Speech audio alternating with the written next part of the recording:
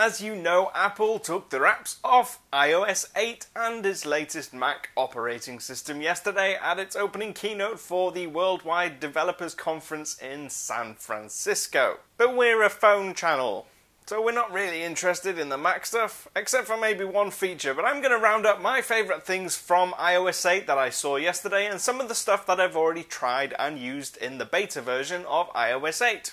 Yeah! That's how I reacted when I saw the QuickType keyboard, because finally Apple's keyboard doesn't suck as much. Taking some very heavy cues from SwiftKey, the new iOS keyboard, or iOS 8's keyboard that they've called QuickType, comes up with predictive word suggestions above the keys. Now, like SwiftKey, it learns from whatever apps you're using and can kind of predict what you're going to say next based on the information in the text message or the email that you've received, or based on the fact that you are using a particular app. So for instance, it will know when you're emailing your boss, so it'll try and give you suggestions that are a little bit more polite and professional, and it will also know when you're texting a friend, so it will give you a little bit more casual and more conversational language. In use, it's very easy and quick. You start typing a word and you will get 3 suggestions on the top. What's different maybe to SwiftKey is that nothing except the device gets that information. Your user data, your language that you use, what it learns about you stays within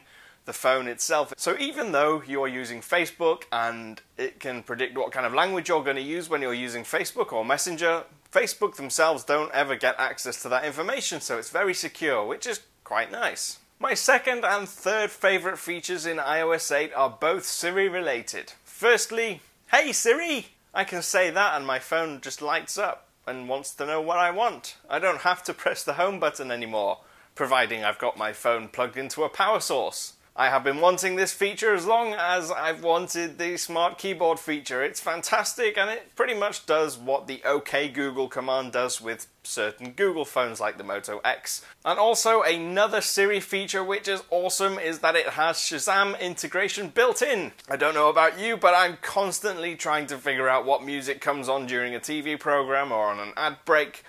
And by the time I've got the app open and open Shazam, it's already finished playing and I've missed the song and I'll never find out what it is. With Siri, I can just launch Siri and it will listen and it will tell me what I'm listening to. And if I want to command it, I can say, what am I listening to? And it will tell me right within the Siri interface. It doesn't open the Shazam app.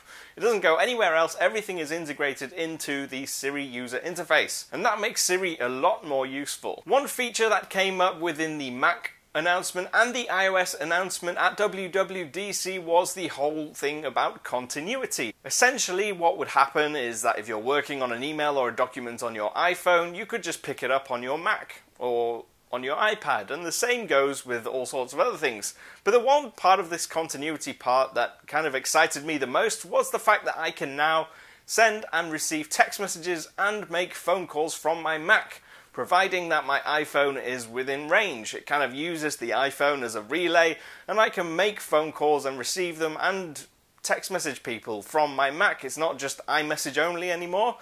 I can send text messages like normal. And that, for me personally, is fantastic, because you may not realise I spend about 8 or 9 hours of my day sat behind this thing over here.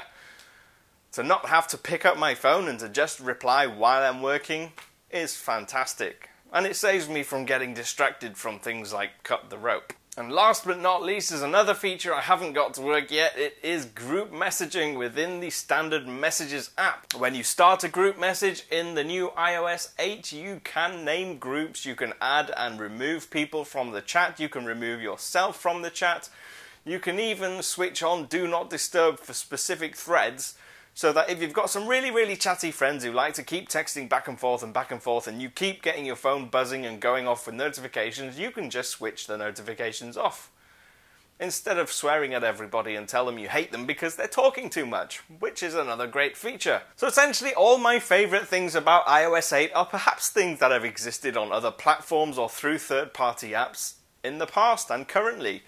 But what's great about them, I think, is that because they're integrated into the core iOS experience, it doesn't feel like you have to keep opening different things to make it happen. and that is something that's fantastic for me. I'm not sure yet whether the iPhone is going to replace my Android device as my daily driver even with these improvements. I still think it needs a bigger screen, but for iOS 8 and the iPhone, these features are going a long way to convincing me that actually iPhone is a fantastic tool. I'm at PhoneDog_Cam on Twitter. Leave your thoughts and suggestions. Don't forget to check out our Spin to Win game where you can win a free handset. I will leave a link in the description box below. And you can go ahead and try and pull that one-board bandit game thingy and watch the thingy spin around and see maybe you might win a phone. Goodbye.